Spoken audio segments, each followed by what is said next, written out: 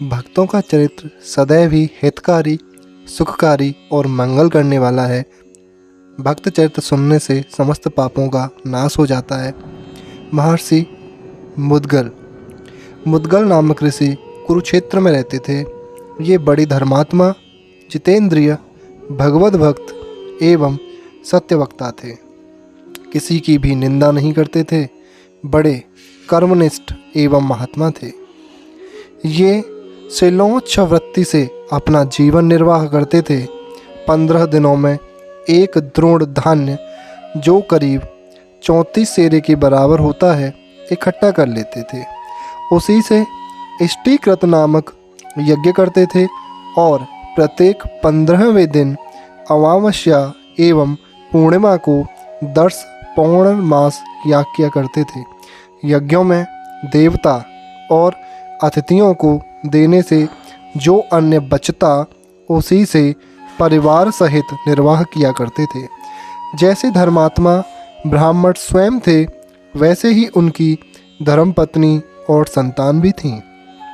मुद्गल जी सपरिवार महीने में केवल 2 ही बार अमावस्या और पूर्णिमा दिन ही भोजन किया करते, सो भी अतिथि अभ्यागतों को भोजन कराने के बाद। कहते हैं कि उनका प्रभाव ऐसा था कि प्रत्येक पर्व के दिन साक्षात देवराज इंद्र देवताओं सहित उनके यज्ञ में आकर अपना भाग लेते थे।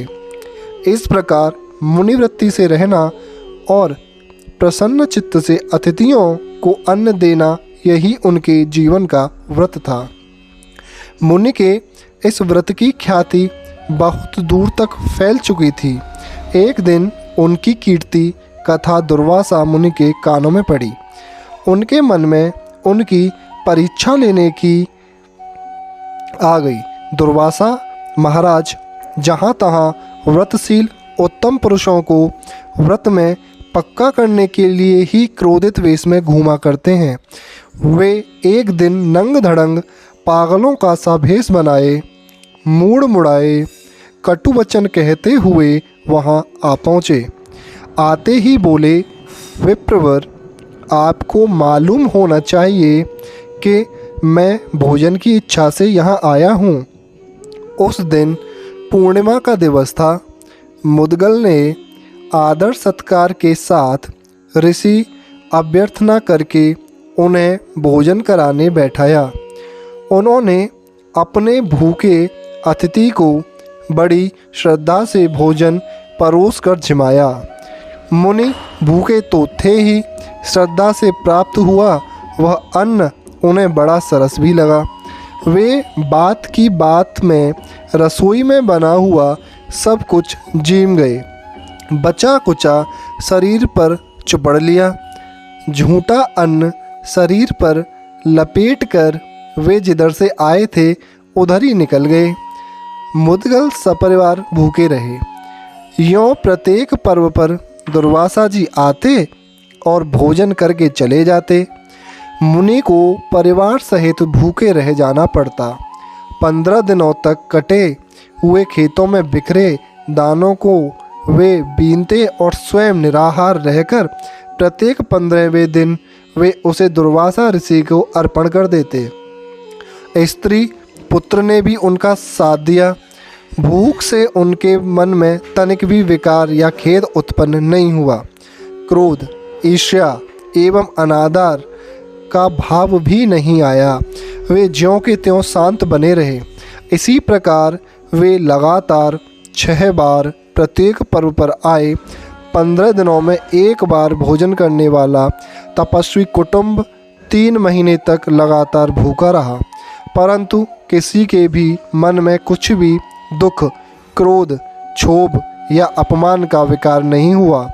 श्री दुर्वासा जी ने हर बार उनके चित्त को शांत और निर्मल ही पाया। दुर्वासा जी इनके धैर्य को देख अत्यंत प्रसन्न हुए। उन्होंने मुनि मुद्गल से कहा, मुनि, इस संसार में तुम्हारे समान दाता कोई नहीं है। ईर्ष्या तो तुमको छू तक नहीं गई। भूख बड़े बड़े लोगों के धार्मिक विचारों को डिगा देती है और धैर्य को हर लेती है। जीभ तो रसना ही ठहरी, वह सदा रस का स्वाद लेने वाली है। मन तो इतना चंचल है कि इसको वश में करना अत्यंत कठिन जान पड़ता है। मन और इंद्रियों को काबू में रखकर भूख का कष्ट उठाते हुए परिश्रम से प्राप्त किए हुए धन को शुद्ध हृदय से दान करना अत्यंत कठिन है। देवता भी तुम्हारे दान की महिमा गा गा कर उसकी सर्वत्र घोषणा करेंगे। महर्षि दुर्वासा यूँ कह ही रहे थे कि वे देवदूत विमान लेकर मदगल के पास आया। देवदूत ने कहा, देव आप महान पुण्यवान हैं, सशरीर स्वर्ग पधारें।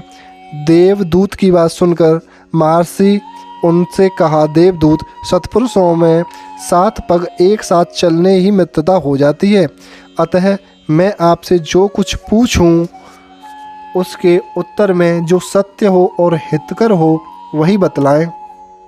मैं अपनी बात सुनने के बाद ही अपना कर्तव्य निश्चित करूंगा।